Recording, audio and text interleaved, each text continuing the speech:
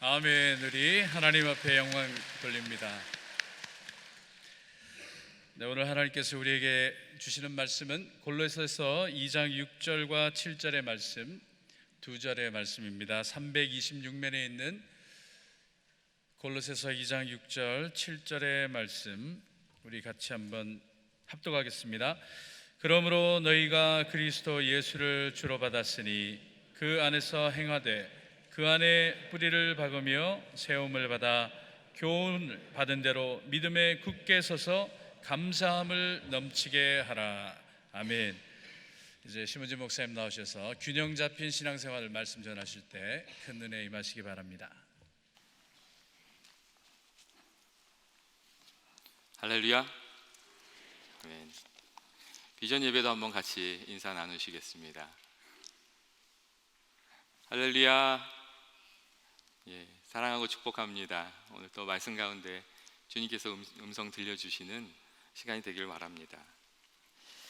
예전에 한 건강 프로그램에서 근육을 키우기 위해서 운동에 열심인 5사람의 건강 상태를 측정했던 적이 있었습니다.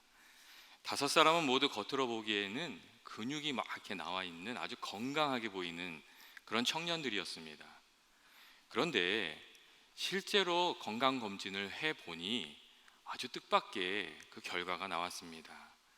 겉으로는 아주 멀쩡해 보이고 건강해 보였는데 무리한 운동과 식생활 조절로 인해서 그 내면에 병이 생긴 그 청년들이 있었기 때문입니다. 어떤 사람은 간에 문제가 생겼고 또 어떤 사람은 신장에 문제가 생긴 상태였습니다. 그 결과를 받고 건강검진에 참여한 그 젊은 청년들이 다 깜짝 놀랐습니다.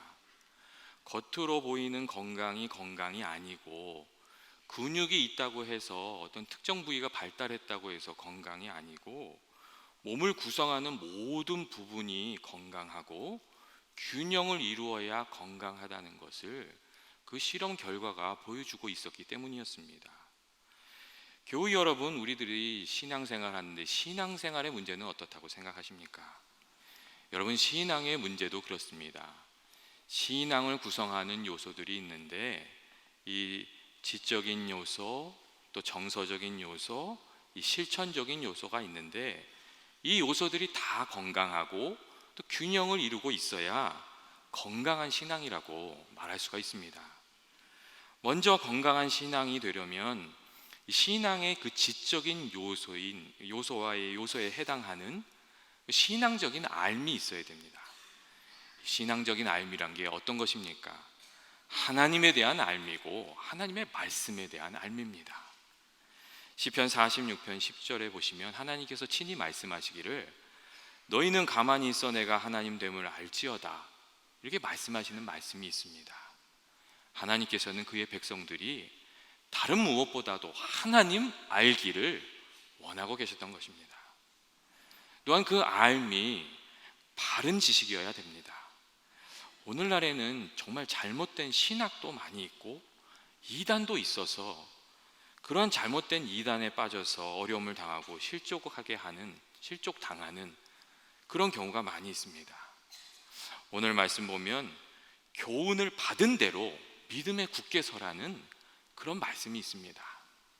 사도 바울의 당시에도 거짓 교사들이 있었기 때문이었습니다. 호세아서 4장 6절 말씀을 보시면 하나님께서 또한 내 백성이 지식이 없어서 망한다 하는 그런 말씀을 해주셨습니다. 하나님을 아는 지식이 있어야 한다, 참된 믿음의 지식이 있어야 한다는 그런 말씀이었습니다. 그것이 없으면 어려움을 당할 수 있다, 그런 말씀이었습니다. 사랑하는 교우 여러분, 그러면 우리가 어떻게 신앙의 지식을, 바른 지식을 가지고 살 수 있습니까? 우리가 늘 성경을 가까이 하고 말씀을 매일 읽어야, 그 말씀을 통해서 우리들에게 하나님 말씀이 들려져야 우리가 바른 신앙의 지식 가질 수 있고 또 건강한 신앙도 이룰 수가 있습니다. 성경을 읽지 않으면 하나님 만날 수 없고, 우리가 성경 가까이 하지 않으면 주님의 음성 들을 수가 없습니다. 성경을 우리 주변에 늘 가까이 두고 내 삶과 이렇게 비추어 보면서 살아야 우리들의 삶이 주의 말씀에 가까워지면서 바르게 세워지는 것을 우리가 체험하게 됩니다. 예전에 성경의 능력을 부인하던 한 인류학자가 있었는데, 그 인류학자가 한때는 식인종이었던 그런 마을에 방문을 했다고 합니다. 근데 그곳에 딱 그 인류학자가 가니까, 이 예수 안 믿던 사람이었는데 그 추장이 성경을 읽고 있었던 것이었습니다.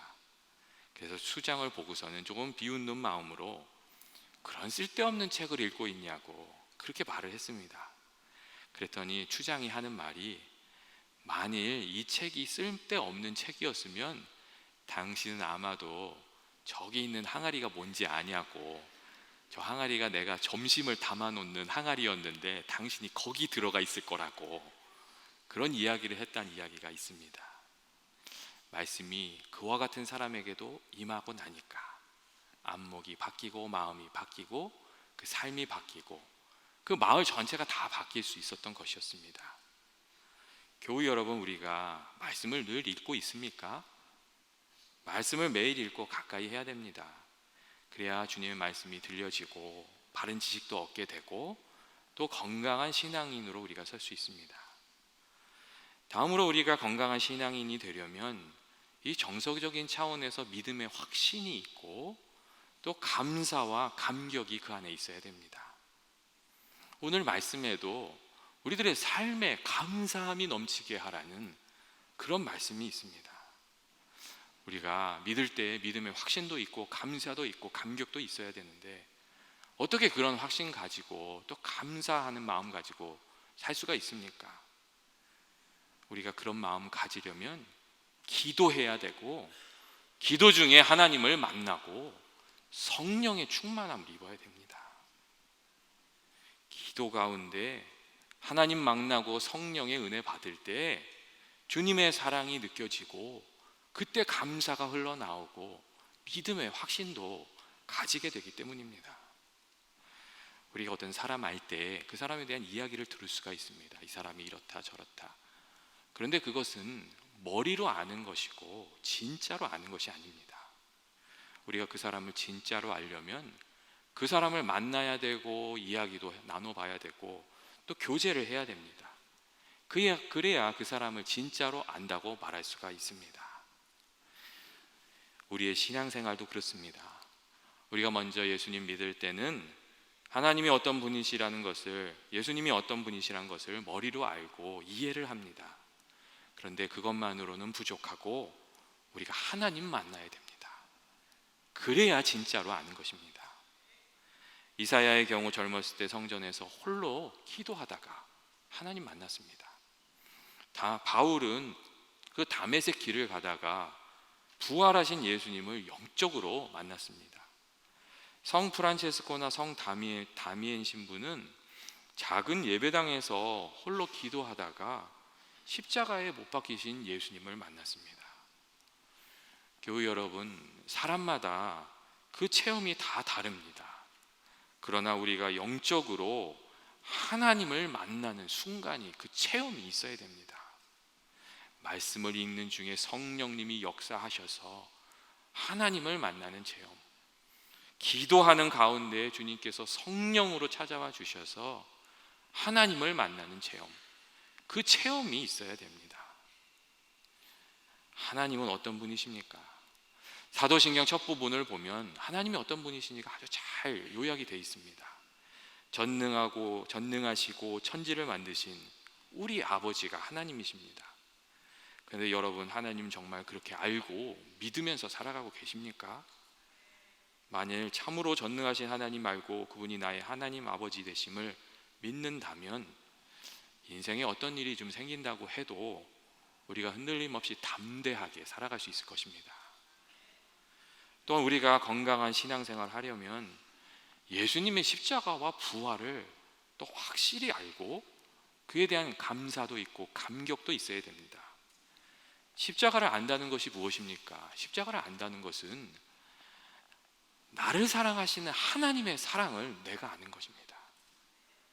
십자가를 안다고 하면서도 하나님이 나를 사랑하시는 것을 확신하지 못하고 있다면 그것은 아직 십자가를 다 아는 것이 아닙니다. 부활을 안다는 것은 여러분 무엇입니까? 부활을 안다는 것은 주님과 함께 죽으면 주님과 함께 살 것임을 확실히 믿는 것입니다. 주님의 뜻을 따라서 가면 하나님께서 우리들을 도와주실 것을 믿는 것, 그것이 부활을 믿는 것이고, 예수님 붙들고 살아가면 마지막 날에 하나님 나라에 확실히 갈 것을 믿고 살아가는 것, 그것이 부활을 믿고 사는 것입니다. 그리고 이러한 믿음의 확신과 감사와 감격은 우리가 기도할 때에, 하나님을 만날 때, 성령 받고 성령의 그 감동이 있을 때에 우리에게 주시는 하나님의 은혜입니다. 그래서 성경을 보면 쉬지 말고 기도하라 말씀하시고, 또 무시로 기도하라고 그렇게 말씀해 주셨습니다. 그러면 우리가 어떻게 기도를 해야 됩니까? 예수님께서 제자들에게 가르쳐 주신 주님의 기도를 통해서 우리는 하나님께 가까이 나아가는 그 기도를 배울 수가 있습니다. 우리 누구나 암송하고 있는 기도지만 사실 그대로만 기도하고 순종하면 하나님과 깊은 교제가 가능해집니다. 주님 가르쳐 주신 기도는 크게 세 부분으로 나눠져 있는데, 첫 번째 부분은 하나님 아버지에 대한 기도입니다. 아버지의 이름이 거룩히 여김을 받게 하여 주옵소서. 나라가 임하게 하여 주옵소서. 뜻이 하늘에서 이룬 것 같이 땅에서도 이루어지게 하여 주옵소서. 예수님은 기도할 때마다 가장 먼저 하나님께 이렇게 하나님을 높이고 하나님의 뜻이 이루어지게 해달라고 그렇게 기도하라고 하셨습니다. 교회 여러분, 우리가 기도할 때마다 하나님을 온전히 높이고 또 하나님의 뜻이 이루어지게 해달라고 우리 그렇게 기도하고 있습니까? 예수님께서는 그렇게 기도하라고 말씀해 주셨습니다. 그렇게 기도해야 우리가 하나님 만나게 되고 또 하나님의 은혜도 받게 되기 때문입니다. 둘째로 예수님께서는 우리 필요에 대해서도 하나님께 간구하라고 그렇게 말씀하셨습니다. 이 간구의 기도에 대해서 많은 분들이 오해하는 경우가 많이 있는데, 우리가 하나님께 간구의 기도를 드린다는 것이 수준 낮은 기도를 드리는 것이 아닙니다. 오히려 우리가 하나님께 우리가 필요한 것을 간구하면서 기도하면서 나아간다는 것은 우리의 삶의 모든 것이 주님의 손에 달려 있다는 것을 고백하는 것이고, 하나님의 은혜가 없으면 우리가 살아갈 수 없다는 것을 고백하는 것입니다. 간구의 기도가 문제가 되는 경우는 그 기도가 우리의 약함을 하나님께 고백드리고 은혜를 구하는 기도가 되는 것이 아니라 내 뜻을 고집하는 기도가 되는 경우입니다. 예수님께서는 그래서 우리의 간구의 기도를 드리기 전에 하나님의 뜻을 구하는 기도를 먼저 드리라고 그렇게 우리에게 기도를 가르쳐 주신 것 같습니다. 예수님께서 우리들에게 무엇을 간구하라고 하셨습니까? 일용할 양식을 간구하고 사제의 은총을 허락해 달라고 권고하고 다만 악에서 구하여 달라고 기도하라고 그렇게 말씀하셨습니다. 예수님께서 그렇게 간구하라고 하신 이유는 그것이 우리 삶에 필요한 줄 아셨기 때문이고, 간구하면은 그것을 주려고 하셨기 때문입니다. 우리가 간구하면 광야의 길을 걸었던 이스라엘 백성들 만나와 메추라기로 먹이셨던 것처럼 우리를 먹이시기 위해서 그렇게 기도하라고 하신 것이고, 십자가의 보혈로 우리의 죄를 사하여 주시기 위해서 기도하라고 하신 거고, 악에서 우리를 지켜주시고 인도하여 주시려고 기도하고 간구하라고 하신 것이었습니다. 그런데 우리가 기도하지 않으면 이런 은혜를 삶에서 누릴 수가 없고 믿음의 확신으로 나아가기가 어렵습니다. 정말로 우리들의 삶에 주님을 향한 그 기도가 있어야 하는 것입니다. 셋째로 예수님께서 하나님께 감사와 찬송과 영광 돌리는 기도로 그 기도를 마무리하셨습니다. 대개 나라와 권세와 영광이 아버지께 있사옵나이다 하는 기도였는데, 이 기도는 간구의 차원에 우리가 계속 머물러 있는 것이 아니라 크신 하나님께 영광을 돌리며 믿음 가지고 나아가도록 그렇게 이끌어 줍니다. 우리가 기도를 통해서 하나님과 대면하면 하나님의 은혜도 받고 능력도 받고 성령을 받습니다. 그래야 믿음이 바르게 서고 주님의 사랑도 느껴지고 감사와 감격으로 살 수 있게 되는 것입니다. 저는 연합의 모든 경우들이 아침에도 기도하고 또 점심에도 기도하고 무시로 기도하는 여러분 되시길 주님의 이름으로 축원드립니다. 우리가 그렇게 기도하고 능력 받아야 모든 유혹과 시험을 이기게 또 되는 것입니다. 다음으로 우리가 건강한 신앙이 되려면 오늘 말씀의 그 안에서 행하라는 그 말씀처럼 우리 삶에 실천이 있어야 됩니다. 여기서 행하라는 말은 계속해서 걸어가라는 말씀으로 계속해서 순종해서 열매를 맺으라는 그 말씀으로 우리가 이해할 수 있습니다. 세례 요한은 회개에 합당한 열매 맺으라고 말했고, 야고보는 행함이 없는 믿음은 죽은 믿음이라고 말했습니다. 우리가 과연 살아계신 하나님 알고 하나님 만난다면 그 삶에 행함이 있어야 합니다. 교우 여러분, 그렇다면 우리가 무엇을 행해야 됩니까? 먼저 하나님께서 주신 계명을 행해야 합니다. 하나님께서 우리에게 주신 10가지 계명은 우리들의 삶에 주신 최소한의 가이드라인입니다. 많은 신앙의 위인들이 우리 자신의 삶을 바로 세우기 위해서 이 10계명을 공부하면서 이렇게 자기 훈련을 많이 했습니다.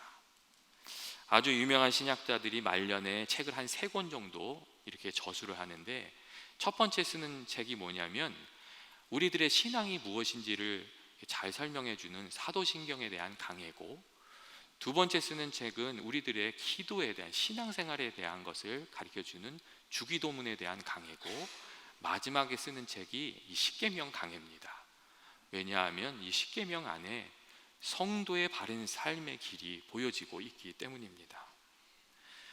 우리가 신앙생활 시작했다고 하면 우리가 이 10가지 계명을 배워서 실천하려고 해야 됩니다. 하나님을 경외하고 사랑하는 그 계명들을 지켜야 하고, 이웃을 사랑하는 계명을 지키려고 우리가 애를 써야 됩니다. 그리고 여러분, 그것만으로는 부족합니다. 성령에 이끌려 순종하는 삶으로도 우리가 나아가야 됩니다. 성령님이 말씀하시는 대로 사랑과 성결과 진실과 겸손과 인내와 용기와 절제로 이렇게 나아가야 됩니다. 그래야 예전에 바리새인들이 걸려 넘어졌던 그 율법주의의 함정을 넘어서 건강한 신앙, 우리가 그것을 이룰 수가 있습니다. 우리가 건강한 신앙을 가지려면 바른 지식을 가져야 되고, 또 믿음의 확신도 가져야 되고, 또 말씀대로 순종하는 삶도 있어야 됩니다. 그 일을 위해서 우리가 말씀도 가까이 하고 기도도 가까이 하고 순종도 열심히 하는 그런 삶이 우리 가운데 꼭 있어야 됩니다. 마지막으로 우리가 신앙생활 하면서 주의해야 할 것은 조급함이나 안일함에 빠지지 않는 것입니다. 빠지는 것을 주의해야 합니다. 조급함이라는 것은 신앙의 열매를 쉽게 거두려는 것이고, 안일함이라는 것은 더 이상 신앙의 노력을 하지 않는 것을 말합니다. 대제국을 세웠던 징기스칸이 후손들에게 죽으면서 아주 특별한 유언 하나를 남겼는데, 흙벽돌 집에서 살지 말라는 것이었습니다. 이 흙벽돌 집은 정착 생활을 의미하며 곧 그들이 말타기를 포기하는 것을 의미하는 것이었습니다. 징기스칸은 그렇게 되면 그들의 허벅지에 살이 찌고 배부른 이 기름 맛에 길들여질 것이고, 마침내 그 용기는 다 사라지고 고통스러운 정복의 길을 포기하게 될 것을 알고 있었습니다. 그래서 늘 깨어서 정진하게 하기 위해서 흙벽돌 집에 갇히지 말라고 그렇게 유언을 했던 것이었습니다. 우리가 신앙생활 처음 시작할 때는 열정을 가지고 말씀도 배우고 기도도 하고 배운 대로 살아가려고 이렇게 노력을 많이 합니다.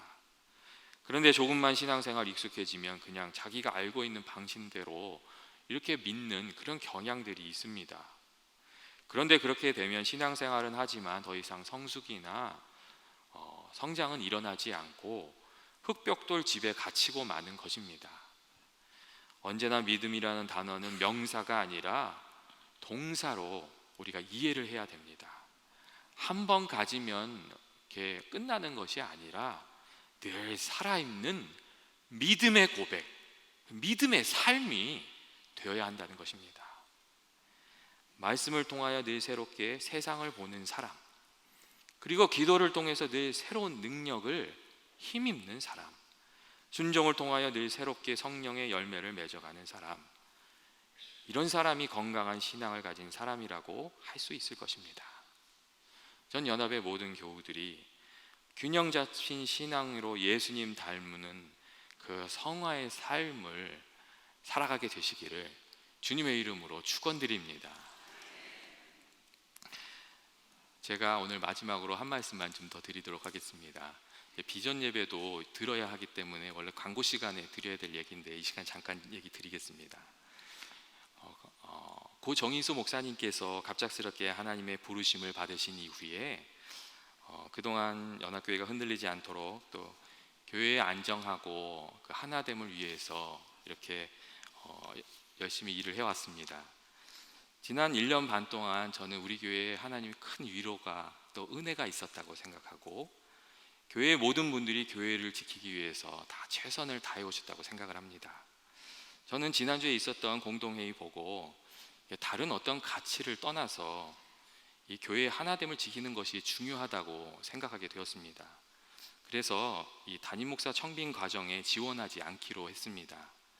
저는 저로 인해서 교회가 분열되는 것을 원치 않고, 이제는 교회의 분열을 일으키는 모든 일들이 그냥 그치게 되기를 바랍니다.